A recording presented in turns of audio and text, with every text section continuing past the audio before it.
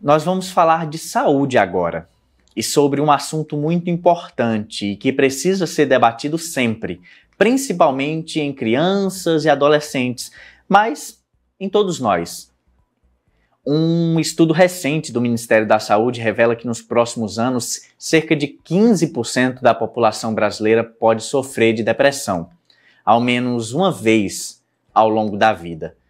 Para esclarecer algumas dúvidas acerca deste assunto, nós estamos recebendo o psiquiatra Napoleão Bezerra, por meio de videoconferência ao vivo. Seja bem-vindo, doutor. Eu gostaria de começar perguntando: o que pode desencadear uma doença como essa em uma pessoa? Boa tarde. Boa tarde a todos, boa tarde do plantão, boa tarde a todos do blog do Massangel.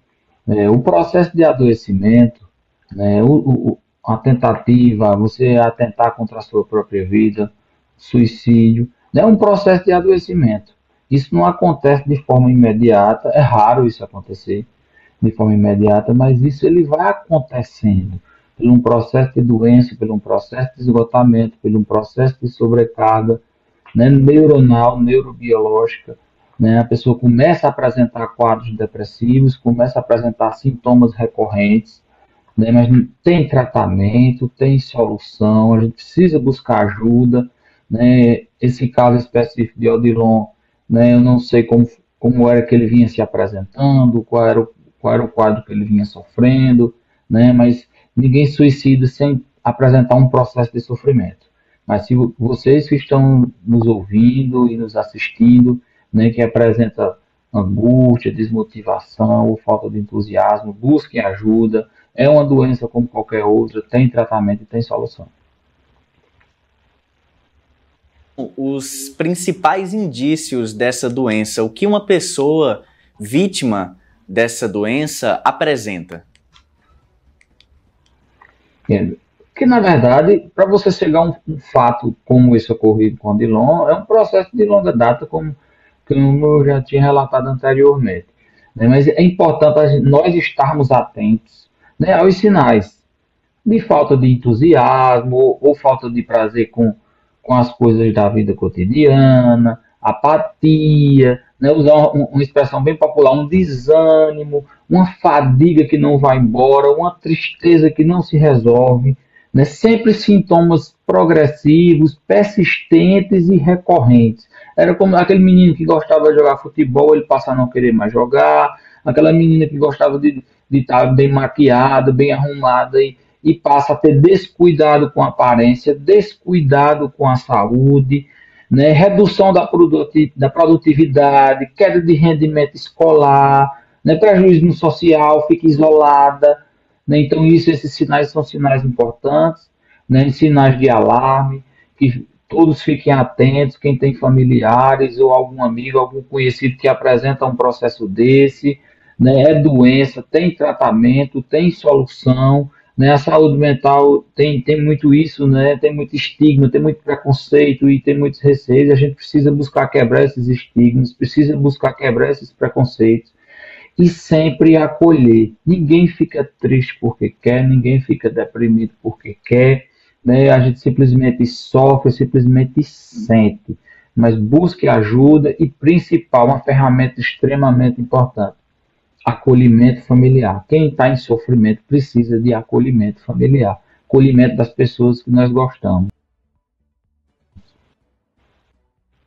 Contato ao vivo por meio de videoconferência com o doutor Napoleão Bezerra. Doutor, como nós devemos ficar atentos com essas pessoas que têm esse diagnóstico? Você citou a importância de um momento como esse ter a acolhida, e a gente precisa ficar atento aos sinais. Eu queria até que você repetisse nesta pergunta quais sinais também que uma pessoa pode apresentar.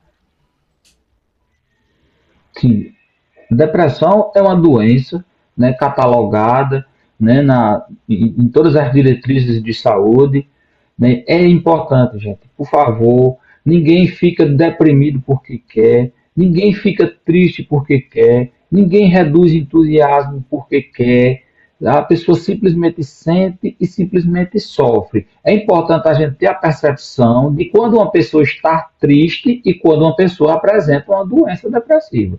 A doença depressiva é uma tristeza que não vai embora, é uma tristeza que não se resolve, é uma tristeza que ela é progressiva, persistente, recorrente. A pessoa perde o prazer das realizações da vida cotidiana, a pessoa perde o prazer em viver, a pessoa não vê motivação.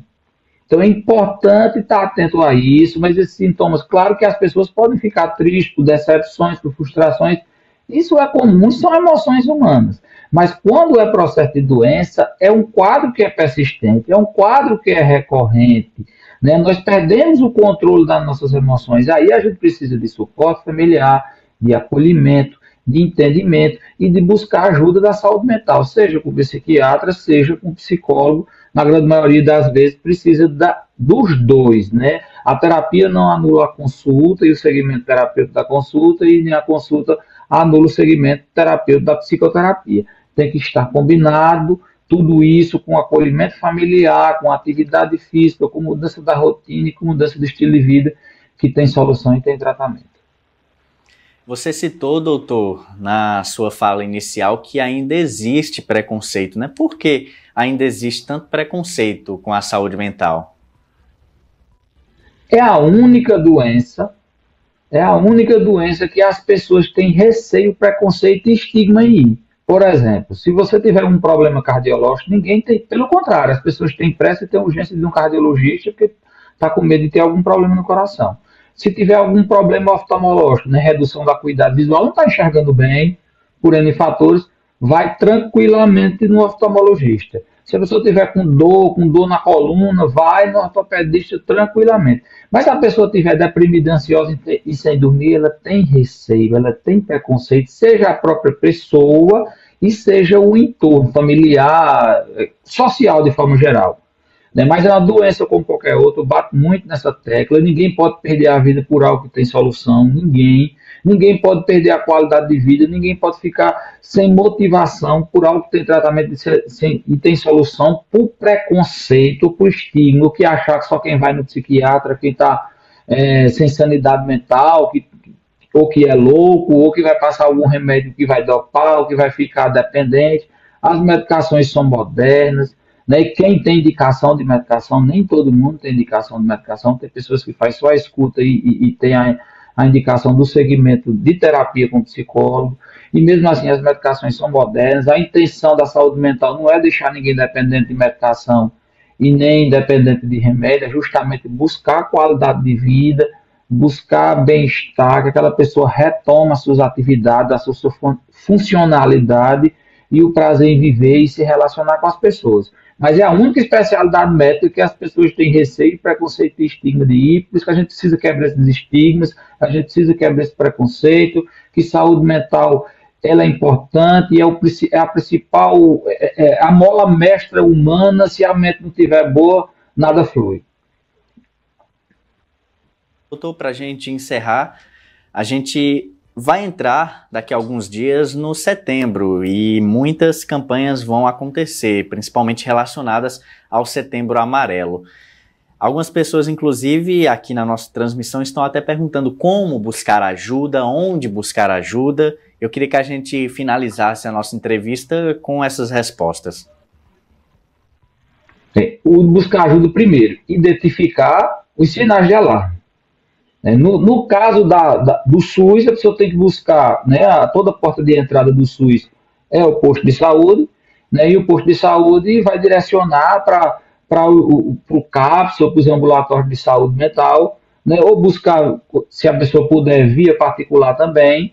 Né. No meu caso, é só seguir lá no meu Instagram, minha rede social ela é bem direcionada para a saúde mental, ela é 100% focada na saúde mental, mas no intuito de ajudar, de esclarecer, de quebrar estigmas. Lá eu falo sobre qualidade de vida, lá eu falo sobre bem-estar, lá eu falo sobre busca de saúde mental, lá eu falo sobre preconceitos a respeito da saúde mental, mas tem que procurar um profissional da saúde mental. No caso do SUS, posto de saúde, que é a porta de, né, os ambulatórios e os CAPs de forma geral, independente da cidade, que a sua audiência aqui do blog Maçã Gel é enorme, é no estado inteiro, então, independente da cidade que você estiver, ou algum médico que você conheça, algum psiquiatra que vocês conheçam, busque ajuda, busque terapia também com psicólogo. No meu caso, é só seguir lá o meu Instagram, né, que é @NapoleãoBezerra, e DR de doutor no final. Tem tudo sobre saúde mental, tem tudo sobre bem-estar e de quebra de estigmas e preconceitos.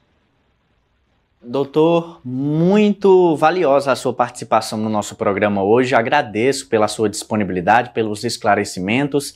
Com certeza iremos acompanhar as atualizações em seu perfil, porque é um assunto que a gente precisa muito discutir. Obrigado por participar do programa. Até uma próxima. Obrigado, estou sempre à disposição. Boa tarde a todos.